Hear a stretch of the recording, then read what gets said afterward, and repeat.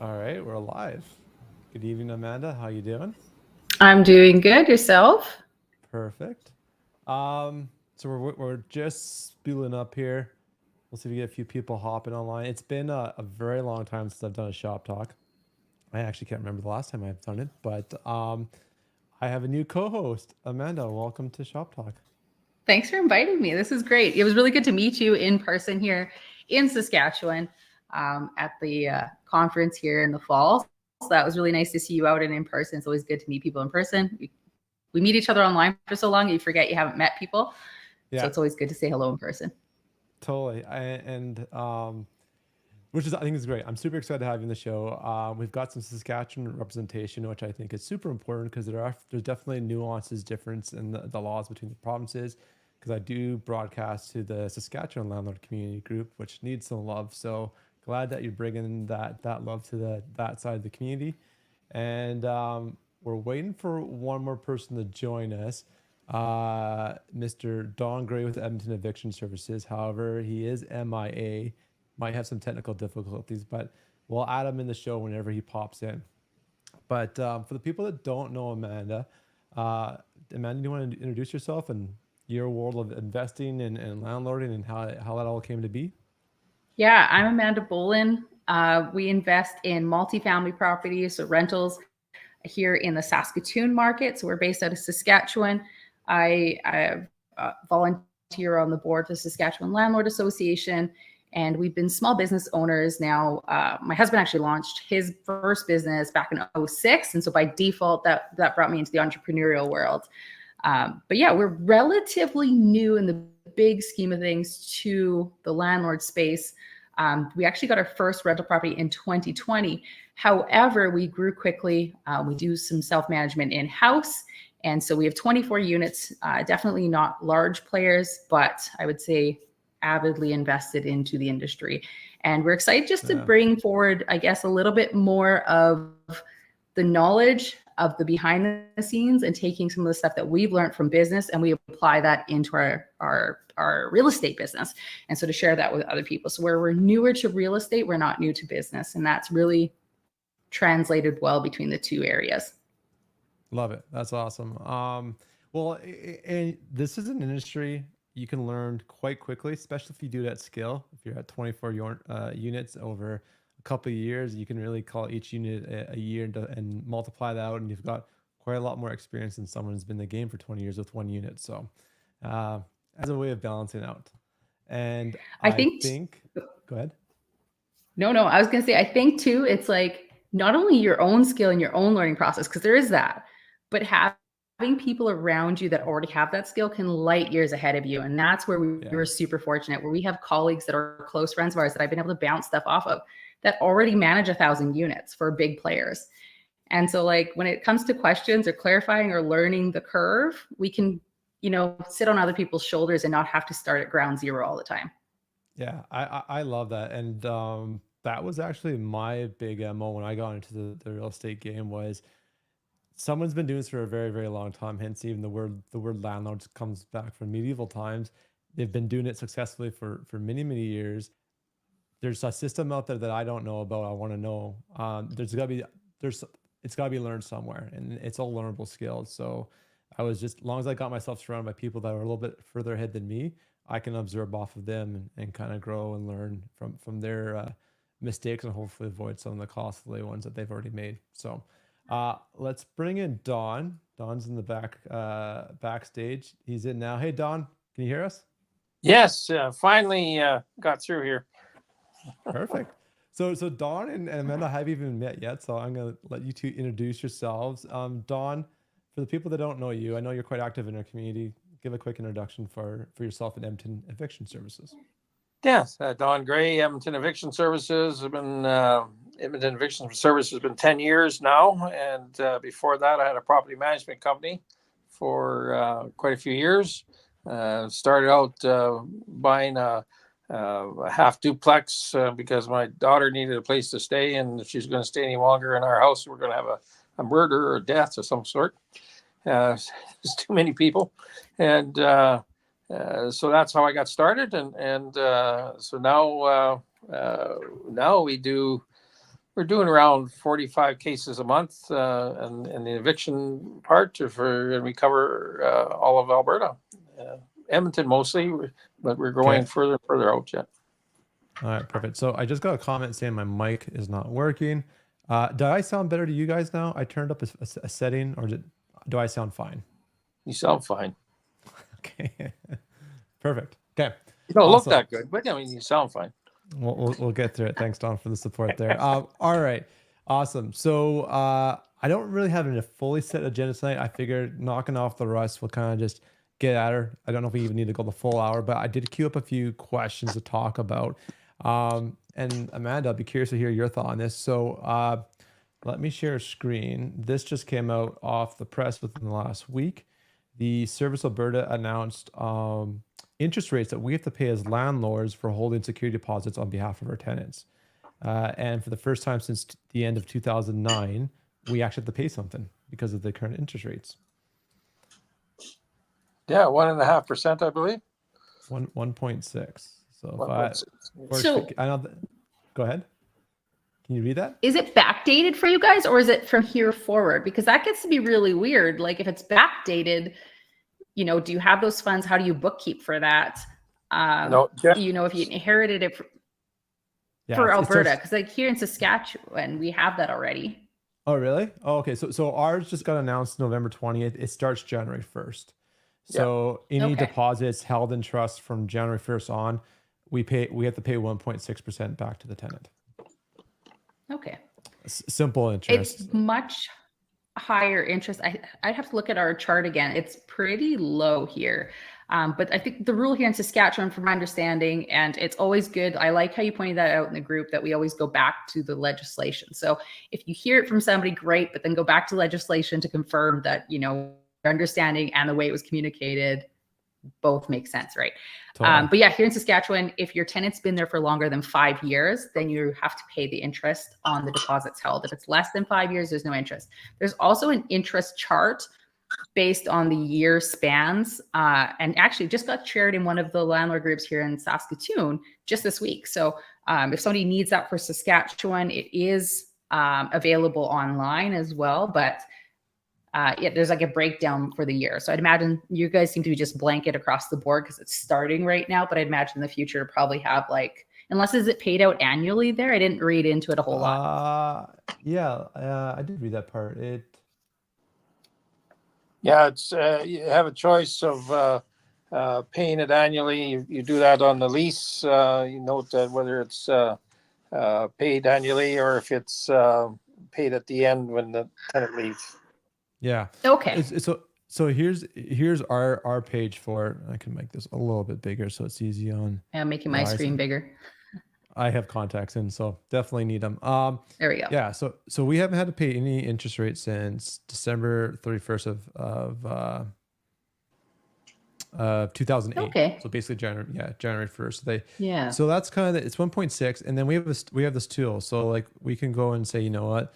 Let's say damage deposit was like $1,500. We've collected the rent. Let's say 2005, just to give us some money. Well, hold on. Let's just say we go out at the end of December, just for a full year, right? Yeah. 24. Let's see if this works. If they've already set it up. I have not practiced this. So is it working live? Should. Yeah. I don't see a dollar amount. Does it just tell you the formula? No, the formula is quite complicated. I've seen it. Oh, here it is. Yeah, it does. Oh, there it is. $22. Oh, okay. Yeah. That's nice. So yeah, you can just basically do the math here. So we had a discussion a long time ago on a Shoptalk. This would have been a couple years ago with Chris, and Chris had actually called, and he was the other co-founder. By the way, he's now left the group. FYI, people, but great guy. We're talking about how, because in our act, it states you have to hold the damage deposit or security deposit in trust. What does in trust really mean? Well, we called Service Alberta and asked around, and basically there's not a special bank account that has the wording in trust on it, but from far as we're able to ascertain, it was more or less a separate account. So you got clean transactions that the money is essentially not mixed in with your operating expenses or other funds. So, do you guys have a similar requirement in Saskatchewan? Yeah, in trust is what it states as well. And then there's a lot of pushback because professional associations have to have an actual trust. And they're questioning why regular landlords don't have to. And I think the reasons behind that is kind of obvious. It's very like, you're just gonna put it in a separate savings account as a mom and pop shop versus you handling someone else's funds. Like third party through third party, right? But yeah, so that's kind of essentially, you need to have that clear. And I think that's one of the biggest mistakes made by small landlords. And even I would say, even I know some bigger ones have gotten into hot water where they aren't keeping those funds separate in the past that we've heard of anyways. And that's unfortunate because that's not a win-win for anybody. So it's bad for your business books because you don't actually know where you stand, or you might forget what those funds are for, and it's against the law. But essentially, if you take those funds as soon as they come in like they're supposed to and put aside for what they're meant to be, I think we would see a whole lot less of the scenarios where you hear of landlords taking advantage of tenants. And unfortunately, it does happen. But it's a good habit and it's the law. So I mean, that's a double win. Actually, in Alberta, you're to have it in a trust fund. That's what exactly the same as a property management company. But it's very difficult to get those because there's more criteria than a normal landlord would have. So having it in a separate account, and most banks will allow you to name your account. You want to call it your holiday account or something. You just make it the tenant or I have mine security deposit trust account. That's how I. So you literally just embed the name in the free text field of the account. Yeah, that makes sense.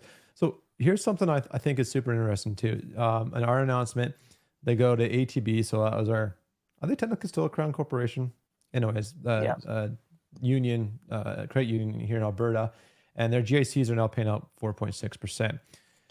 You could just essentially, I mean, what I'm reading here is this is what they're basing the increased bearing costs for. Well, you could just go to ATB, open up one of these accounts, and I'm sure that would suffice just as well.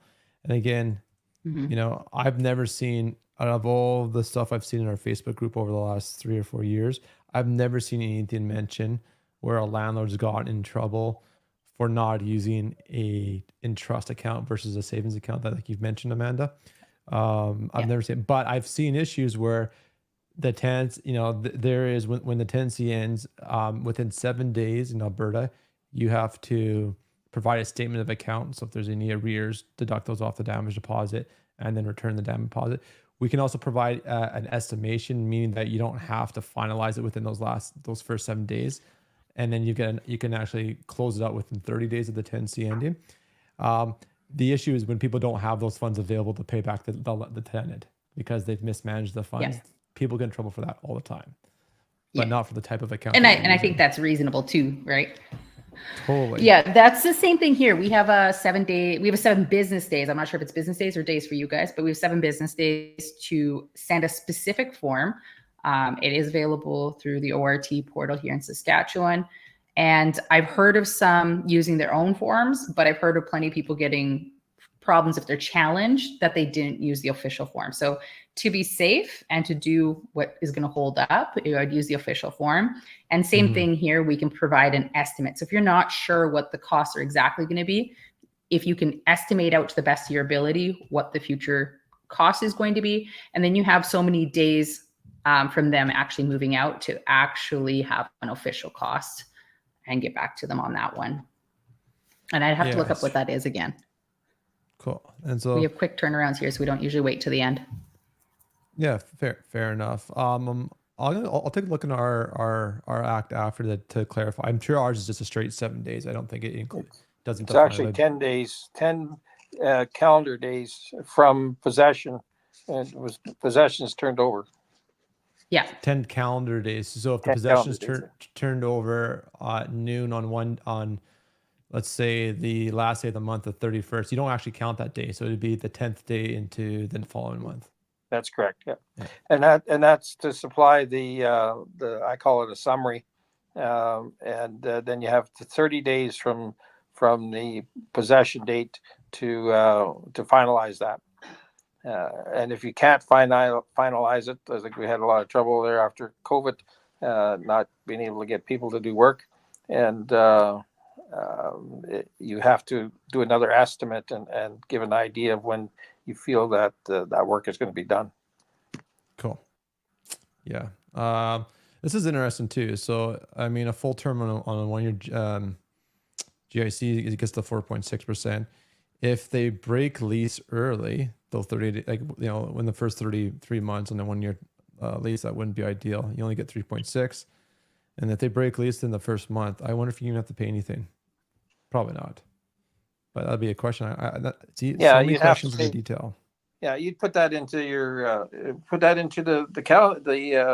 calculator there that you had. Oh yeah. And see if the January 1st to 31st or something. Yeah. And then we can definitely move on from this topic. We don't have to belittle this topic, but now I'm just kind of curious. Kind of fun. And as landlords, it's just to be aware to actually put your money into a GIC or something of that. Like, that's the thing I don't understand. So they must be allowing you to use the GIC if they're going off of that. Like, because otherwise, if you're just putting into a regular savings account, you're not going to be pulling in that kind of money. Not that it's a big amount. It's like a small amount, but it's interesting. It's a cost. Well, and it's a cost I don't think we should be, no landlord should bear that cost, but it's because the market's willing to pay that now with the GIC. So yeah, that's really kind of the devil in the details, right, Amanda? And again, I've never heard of someone being in trouble for the type of account they've used. It's just when they can't produce the money at the time that's required is where the trouble comes into play. So, you know, I did only do it for 26 days and you have to pay $1.70. So it is, you have to pay it. Yeah, so that's an interesting note. I mean, I know who's going to fight in Saskatchewan. 5 years. We have 5 years before it kicks in. What do you mean? Oh, before it kicks in? Yeah, long term. Yeah. Okay. Anyways, let's move on from that. Yeah, I thought that was interesting. We've had a bunch of changes. Oh man, there's tons of things going on right now. There's a survey going on right now in Calgary for secondary suites. I got sent a little lovely postcard from the city. Did I actually throw it out? There it is. It's on my desk here because I just filled it out the other night. So they want to hear from you. Oh, there's my address, but anyways.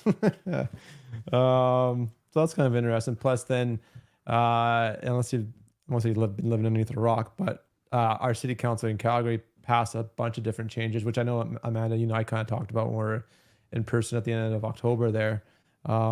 Super interesting stuff. And then I got the question. So I don't really know where I want to go with this. I didn't really have any agenda. And people, for the folks watching live, which there isn't really a lot right now, come and say hi. Let us know where you're watching from. If you've got any questions.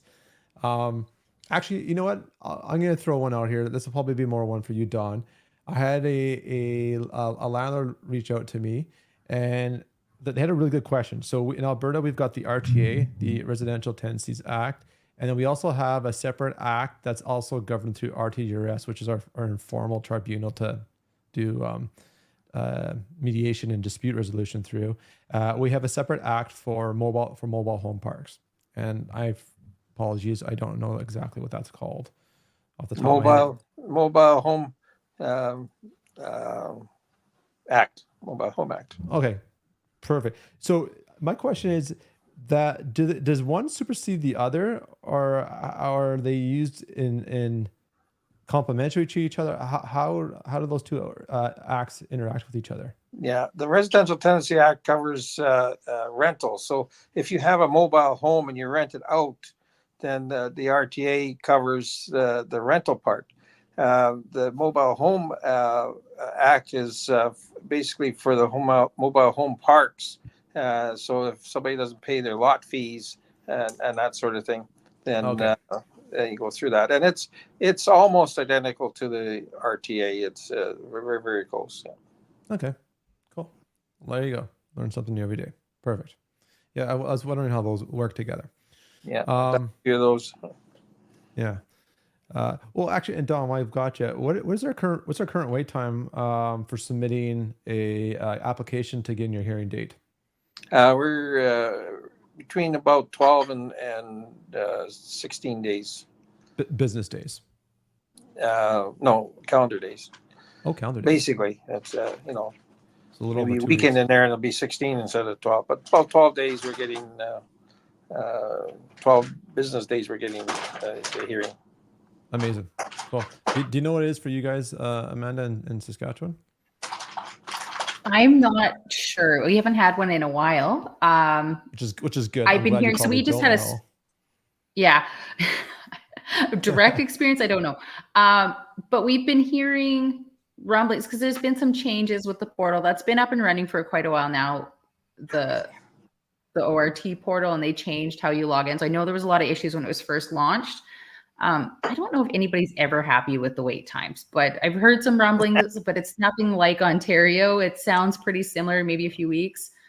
And I think that's always the frustration, is when you're wanting one and you're needing one because of an emergency or because of whatever reason. I don't think it ever comes quick enough.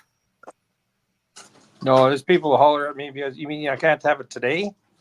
Yeah, no, you called me today. It's going to be a while. We got to let the people know. We got to put the application together. I mean, that's not an instant thing. Yeah. No. Totally. And that's where we talk a lot about here in some of the groups, is that if you're posting for an eviction or you're posting for a late payment and it's a time thing for you, then file at the same time. Don't wait to file to see if they do what you're asking them to do. It's like, if that date is really, really important, that it is, in 2 weeks from now, then you better file it on the same day that you're posting, which you can do. So you can post and then you can file immediately. And then when your date comes, you have a chance. If it's resolved, you don't need it. But and I think that's a great pro tip, Amanda. That is get the paperwork started as quickly as possible, so it's not a delay in the overall process. And if you don't need it, then so best. Don't worry, don't move on. And I mean, and I guess I would say, like, from my perspective, I use it like, generally I'm not at that position where I'm needing to post right away. I mean, again, I'm not as many doors as you are, man. So I've got a pretty good pulse on all my tenants. We have good communication. And actually, the one tenant that's been late a few times here and there, and they haven't been late in the last year, but they're my longest serving tenant. They were very good at sending me texts a week out saying, hey, MacKenzie, I can't make the full. What I can do is pay you X on the 1st, and then on the 15th or on the next paycheck, I can get the remainder of X amount. And I'm like, hey, cool. You're on top of your finances. You know what's going on. I'm comfortable with that because you've shown that maturity and organization to let me know ahead of time, so it's not a surprise. I'll work with you any day of the week. Yeah, and that's the secret. The secret is communication. It's the ones that you're scared of you and they're scared you might holler at them or something, and they don't say anything, and then you're the 4th or the 5th and you're trying to hunt them down to where in the heck's the money. Yeah, I think communication's so key, and we haven't had to have an official eviction. We've posted, and definitely had people moved out as a result, but we didn't have to go through the whole process of actually using a bailiff or something like that.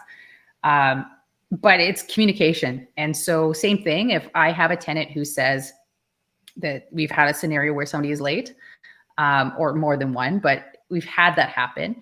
And so often they don't even know the process. And I think sometimes communicating the process and what's going to happen, not as a threat, but so that they understand, it'll help them from falling behind and keeping it a priority. And it'll actually help them, I think it'll help prevent future evictions from happening that they didn't mean to get it that far gone.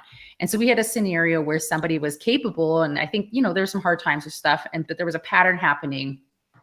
And so we communicated to them, okay, when are you going to pay? This is okay. So this is the date that you're saying you're pay. We'll trust that you said that you're going to pay, and we're not going to hound them if we've agreed to it. We leave it till that date. They're grown-ups.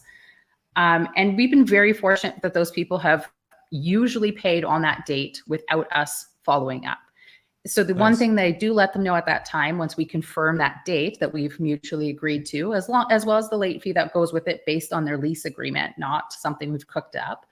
I also let them know the follow-up process. So, if such and such a date here in Saskatchewan is when we post it as landlords, I let them know that even like we had one time where it was going to be past that date. So I said, so you will get this notice on such and such a date. It is to my understanding that we agree that this is going to be when you're hoping to pay by. So if you're paying on that date, then this is null and void. You don't need to worry about it, kind of thing. But if it's not paid on that date, then this just gives us the tools that we need to protect ourselves as well. So it's kind of letting them know the process and why we need to, even though we've talked about it. For us, is how we do it anyways. And I think that's a way to even just let them know it's not a threat. This is just our processes, and this is what's going to happen, and this is what we're going to go through. And for us, over the last couple of years, it's worked really well. And I don't feel like it's come off as a confrontational or we've had an off relationship with those tenants after. Yeah, I think that's a really good point. The fact that if they understand what to expect, then if there's a greater severity of a negative outcome, they're going to be a little bit more proactive to remedy the situation. If they just think the landlord's super nice, they might just be forgiven, they'll have a free pass. They're probably not going to do anything until they realize that is actually not the case. So great tips. Dawn, I know you gave me a good pro tip on this a while back, and you kind of got me thinking about this too, Amanda. Is that importance of setting the expectations at the beginning of the lease. And one of those things is doing like a repair list or a cost of replacement list. That's actually a package part of the lease. I know it's actually came up in my RTA course I just did the last week with the Calgary Residential Rental Association. So by the way, if you have not taken and you need to take one of these courses, highly recommend it. Talk about having that at the beginning of the lease, and it's a lot easier to be enforced if the expectation, the communication has been sent with the tenant and they've signed off on the lease, as opposed to the month out you just email them a list. And I've done this, so I'm getting better at changing some of my processes, where they get a cost of replacement or cleaning list if they don't do their things a month out, and they're like, well, I don't agree with this. Well, then it's a bit of a 50-50 battle. Like if you had to go worst case through a hearing in a court to get a dispute resolved. I like that signing off at the beginning. Like I've presented the list with the onboarding package, but I like the idea of adding an initial or a signature during your leasing package that goes with that. Because that's the same thing we do is upfront. And at the beginning, I actually provide them their move out process. And I tell them this isn't to move you out. It's just so you're aware of what it took to bring your place ready for you to move in, but also that we expect this on your way out, so that it's not something that you're feeling in your last month that you weren't expecting, but you already know about it. And then I let them know that once we do receive notice at the end of their tenancy, then they'll also receive it. And we actually even send that move out list, even like if we figure out that somebody is like heading on their way out or something, or hightailing it out or bailing on their last month. We had that happen once. I sent them the list and I was like, it's unfortunate you missed the notice, but I wanted to make sure that you had this tool for you on the way out. And they actually did it. So I was like, that's a bonus. I didn't expect it. That is nice. Yeah. On an extra month move. Yeah, that's I was gonna say something I forgot now, but yeah, I think it's important. I think that the communication part. Oh yeah, like you mentioned, getting it signed off, Amanda, like 100%. And I mean that's also one of the things too. If you think if you're not sure where your relationship is with your tenant, then I think it's super important to layer your communications. So if you have a phone call, follow up with a text and an email.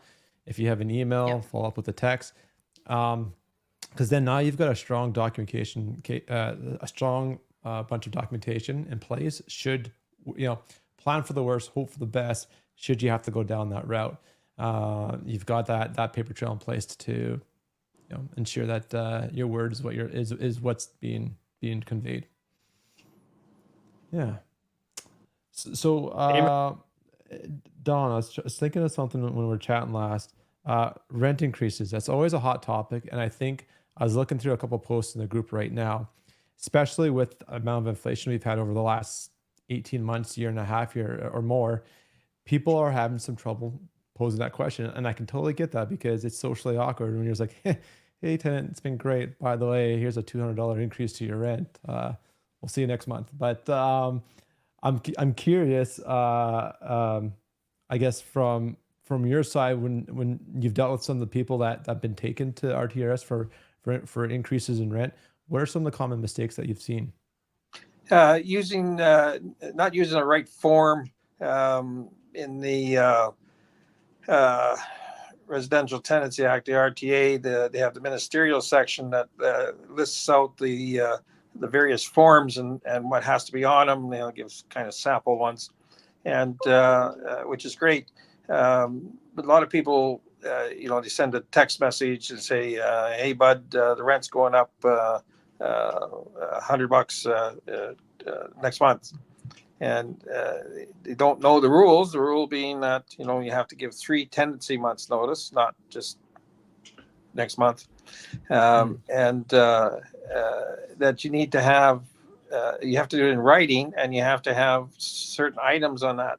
Besides the common stuff like the date and the address and stuff like that, the address of the owner as well as the address of the rental unit, and you have to put current rent, increase of rent, and then what the rent's going to be. So you have those 3 and you line them up. They're lined up so that people can see them, bold in the middle of the. So that's important. And then, so if you don't have the right, you haven't used the right form, or you don't have the right stuff on the form you made, then it can be turned back and not accepted, and so you won't be able to collect that. You have to start over. Okay. Amanda, for your side, how do you guys handle your rent increases? I guess that's a good question. It depends. So if you're a lease, I don't know if you guys have 2 different versions, but we have a lease and then we have month to month.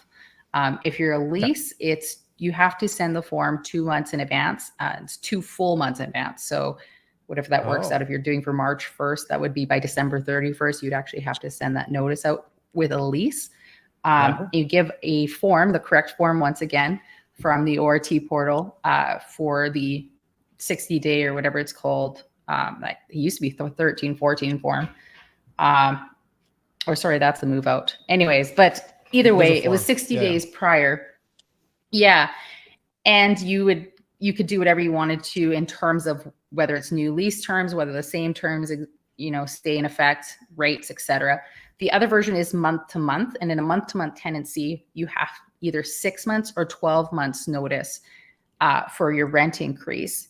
And same thing, if it's delivered incorrectly, then it'll be from the date that it should have been delivered. So if you delivered it late, like a couple of days late, and it's not for 6 months, then that would now be bumped out a further month and take effect. That was my next question. Like, but for that one, you can. Yeah, and then for that one, the 6 months is you have to be part of a landlord association or a professional association. There's another one, I believe it's a nonprofit one. But you have to be part of a professional association in order to do that. But if you're not a part of one of those, like the Saskatchewan Landlord Association, shameless plug here, then you'd have 12 months that you have to wait. So you can do it twice annually, essentially, or you can do it once annually. And then also that, depending on whether it's 6 or 12. And then also with that, your notice has to be 6 or to 12 months in advance, which I don't think you guys have in Alberta. What's your notice timeline? So I was having some fun with Amanda and the backstage, talking about the differences between Alberta and Saskatchewan, how my ignorance thinking, Alberta is, this very far right fair market kind of model, and you guys can actually raise rent twice in a year, every 6 months on your month to month. We don't have to provide any notice because the understanding is that both parties have agreed to a fixed term. They know exactly the start and the end of the contract, and that is what it is. Our restriction is you can only raise rent once every 365 days. You can't do it sooner than that. So 1 year. So I was actually having this debate with Donald because I was trying to be a little bit smarter with my contract and my lease, and he told me no, but and I can explain that part further. If you do a 6-month lease, let's say you got brand new tenants, you're unsure, you're going to do a smaller trial period of 3 to 6 months, and then it works out well, and you go to renewal. And let's say you then at that point, after 6 months, you renew into a 1-year lease. Well, you're now actually stuck at that same rent for 18 months, not 12 months. Oh. And I was like, well, I wondered if at the beginning of that second lease for 1 year, I tell them halfway through that lease that's contracted before they sign it, that at month 7 on the second lease, that, you know, rent goes up to whatever the increase is going to be. But Don says, no, you can't do that. No. And when you're talking about leases, we have they're both called leases. We have fixed term, and we call periodic, which is month to month. And so they're both leases. They're both written, but they also acknowledge verbal leases, implied leases as well. So where there's no paper at all. That would get complicated in a hurry. Well, so it can.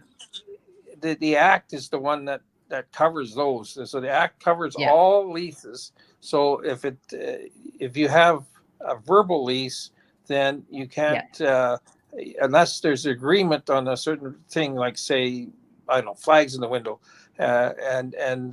if that's not in the Act.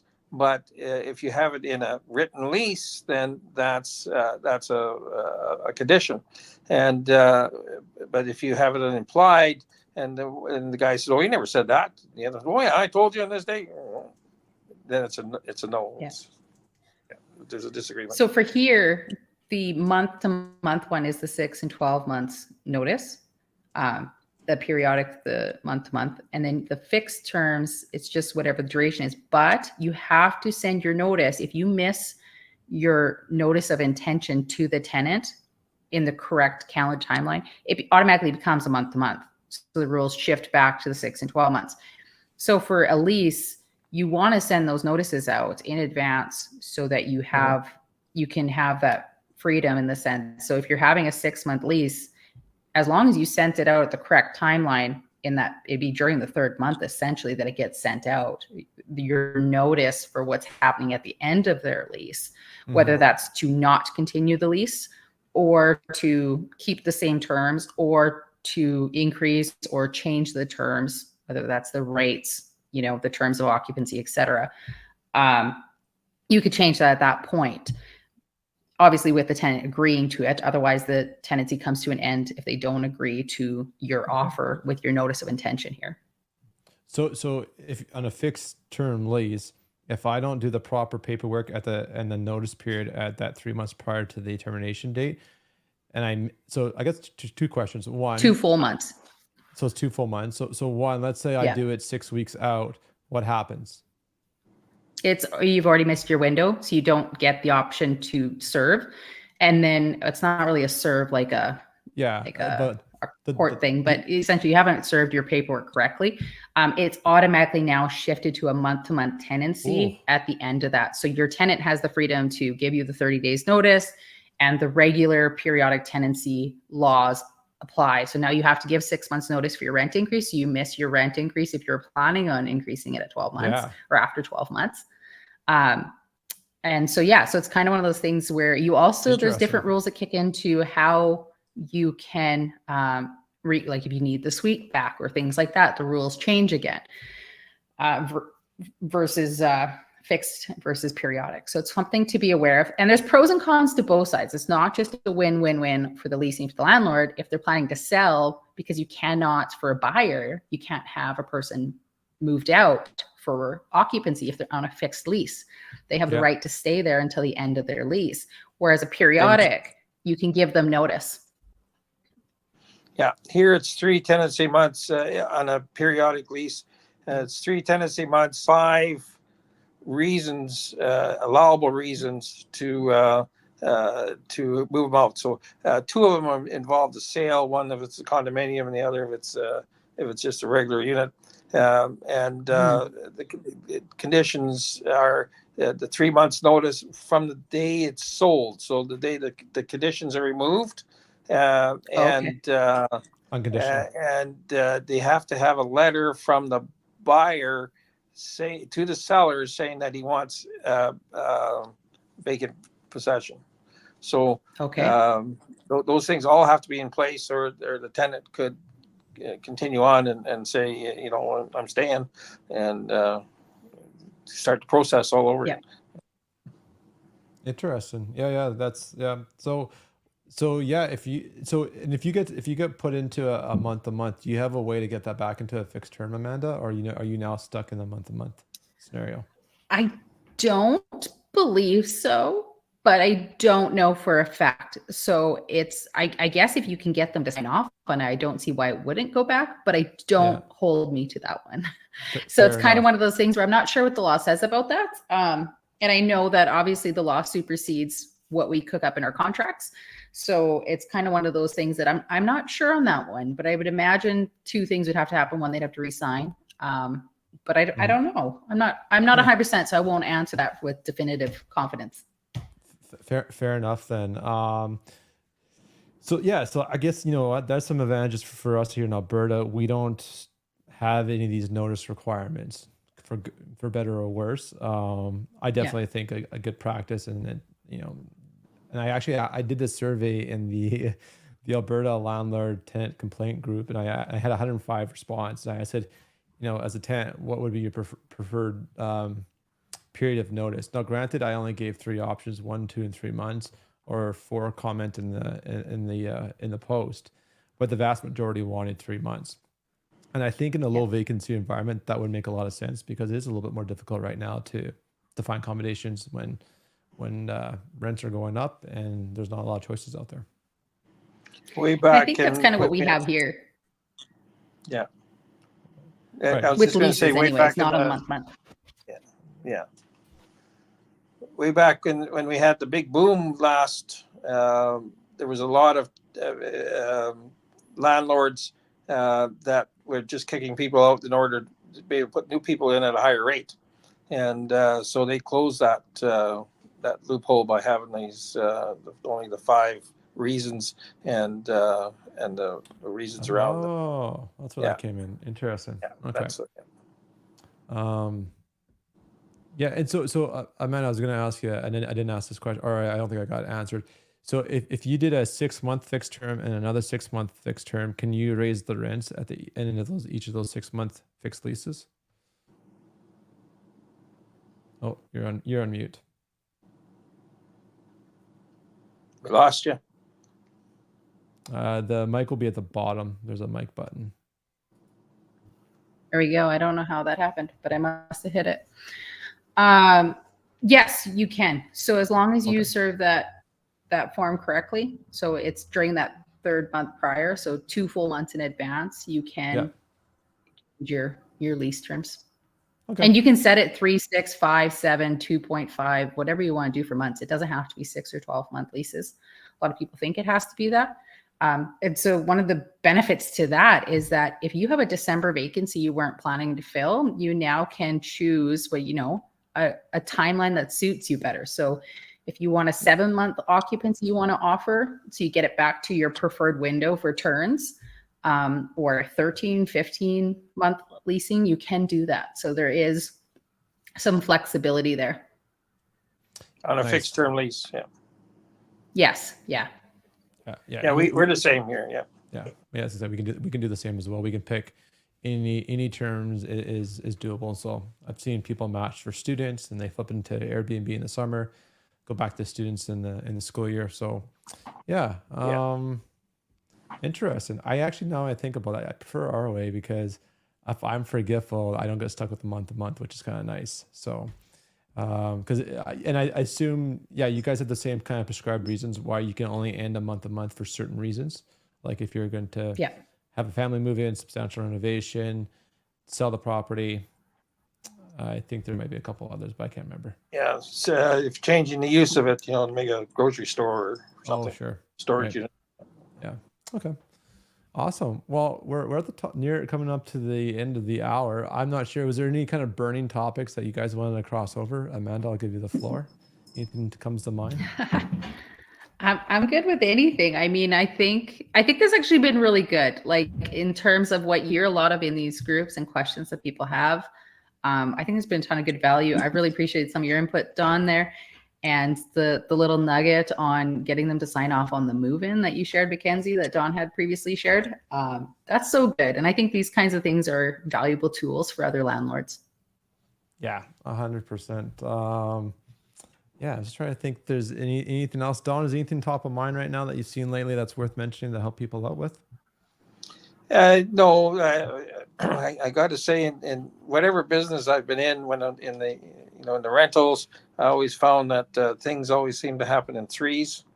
If I had somebody with a bad fridge, I'd buy three because within a month or so I'm replacing two more. And that sort of stuff, and that's the same in this business that I'm. We'll get a rush of people who are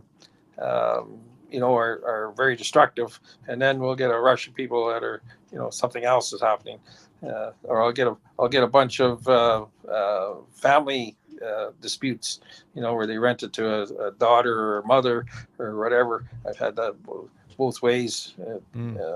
Sibling and sibling, and then it'll be so. That's the one thing I like to tell new owners that happen to call me, and be prepared for those kind of things. It's going to be thinking ahead that this is a trend. Fair enough. Actually, Amanda, something I wanted to ask you, and I'm kind of curious. What's your hit rate or your batting average for getting a unit returned back to you in a clean enough state or condition that you can that's rent ready? Or do you usually find that you're probably having to do some touch ups or something to get it up to your standard? So we took on, like I said, we got our first rentals in 2020, and they were 12.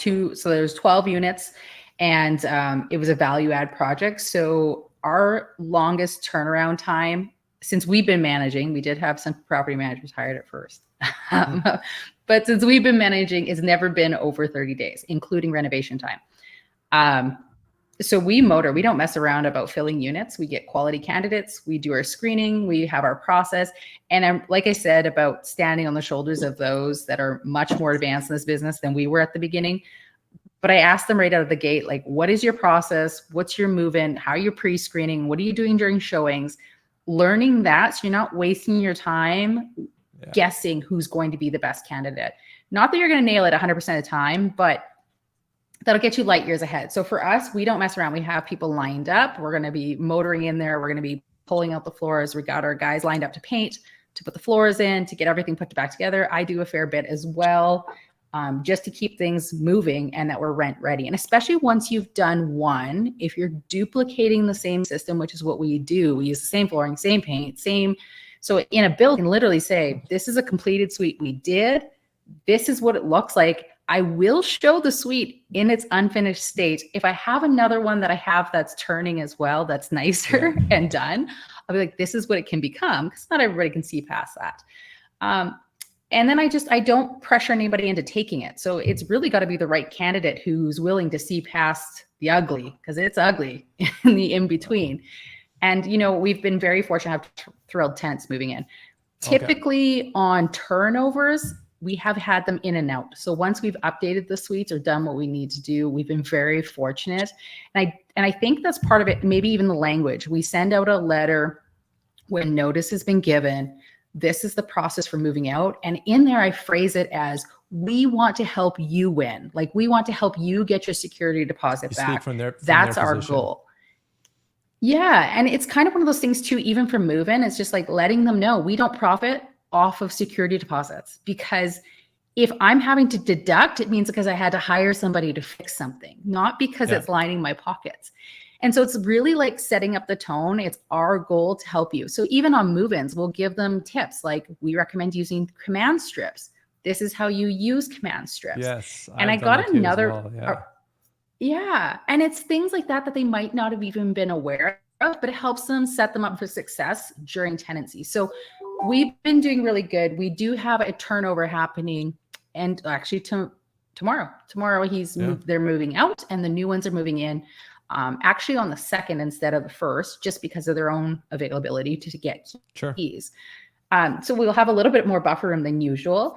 I'm hopeful how it's going to go. We'll see. I have my cleaner on standby just in case. Yeah. But I'm also hopeful that it's going to be a smooth process. So we've been very fortunate. And I would say in a scenario where we did have, like I said, the one that bailed a little bit earlier than they're supposed to, it's been a pretty quick turnaround. So either it's been a suite that's up for renovation anyways, so it's less than 30 days and it's re-tenanted and renovated, or in a scenario, I think we've had the longest was 2 weeks, but that was more so that we could get a quality candidate that had an adequate reason.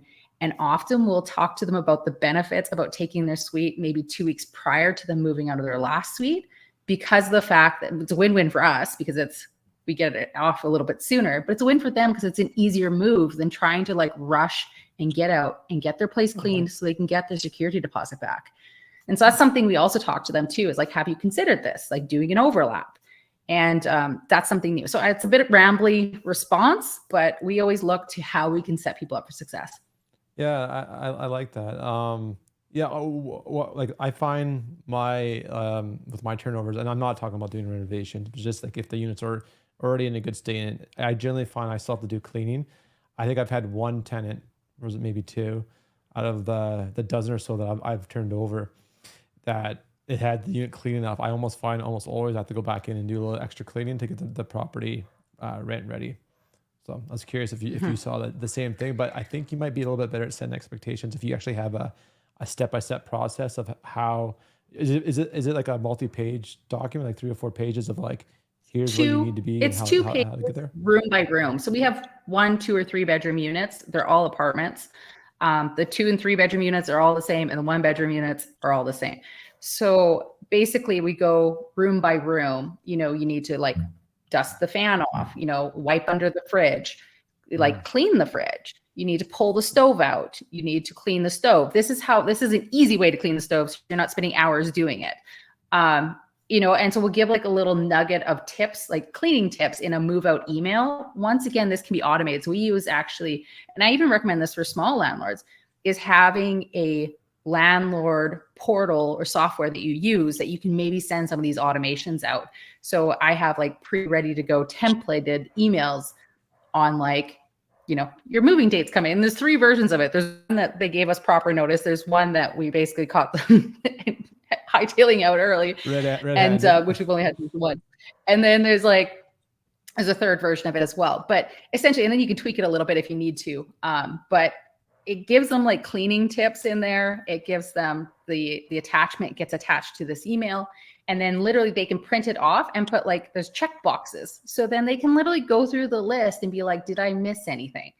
And I don't know if that's I know for me, I find it easier to do something if I'm checking it off and I feel like I'm accomplishing it. So I don't know if they're actually printing these things off, actually checking it, but it seems to be working. Don, do you got any suggestions on that kind of topic as well?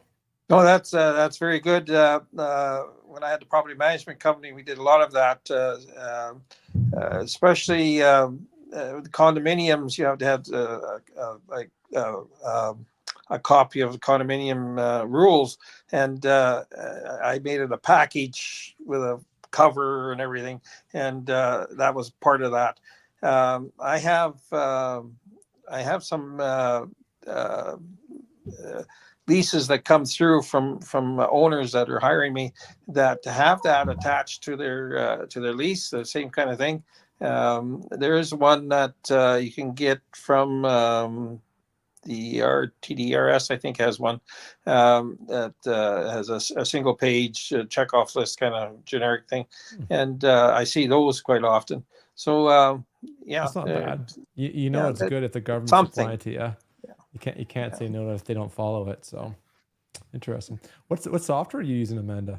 I'm curious. I'm using Buildium. So okay. It's kind of our behind the scenes portal. Also, as a small landlord, it really helps with people feeling that you're accessible without actually physically being accessible, in the sense of having boundaries and personal time. Like we don't accept phone calls after hours unless it's an emergency. And if it's not an emergency, we have a very clear boundary for that. So we have an emergency line, but it's training your tenants, but it's also, is it needed to send it to me at 10 o'clock at night? And if it is, you have this right, Amanda, setting expectations on right training. early. I'm such a nerd when it comes to that. But I think it really makes my life sane, where I don't feel like I'm running around crazy. But it also sets us up that, our plan is to grow a team in-house. So when we do hire people, that we can actually hire somebody who knows what's happening, or it's very easy to step into that. And everything's kind of ready to go. And so you can give them a bit of coaching, a little bit of guidelines, and they already have a framework to work off of. I'm evaluating a software right now, so I think I'm going to go with it. It's called Door Loop. It's from, as best I can tell, they've basically copied all of the features of QuickBooks. And if you ever use like Asana or Money.com or ClickUp, it's like those two programs combined together, but with tailored around processes meant for property management. So that's it. We should have another call. I would just love to chew in like daily processes and what you guys do, because I'm a nerd about that, because anything you can get more standardized and systemized with processes, like it's way better. Yeah. Cool. Well, hey, we maxed out the hour. It's 7:58. Very cool. Folks, if you don't know, Don's also our sponsor of Shoptalk. Thanks, Don, for doing that, by the way. I know you're a little bit late to the show, but we actually had your logo up on the intro video, so thank you for doing that. Thank you. Yeah. So hopefully you don't need to call Don, but if you do, he's a great eviction guy here in Alberta, out of Fort Saskatchewan, but he can do Alberta wide, because we'll do all phone hearings with RTDRS, tongue twister sometimes. And Amanda, thanks for hanging out and calling in from the prairies. I really appreciate it. Yeah, Saskatchewan's a wonderful province. Always a pleasure. Yeah, cool. We need a Don here in Saskatchewan. There's plenty of people that are looking for extra help. So if you're ever looking to expand and are able to, I know there's people that need help. That is on my horizon, actually. Yeah. Really? There you go. It's my horizon. Yeah. Oh, that I didn't see this part coming, but that is good. If Amanda, if you do come across a Don equivalent on the eviction side, let us know. What is the ORT? Is that Office of the Residential Rental Tenancies, or what tenancies? For you guys? Yeah. Cool. Office residential tenancies. There is two ladies that I know started up a kind of a landlord assistance thing here. I don't know if they actually have an official business name. I'll reach out to her.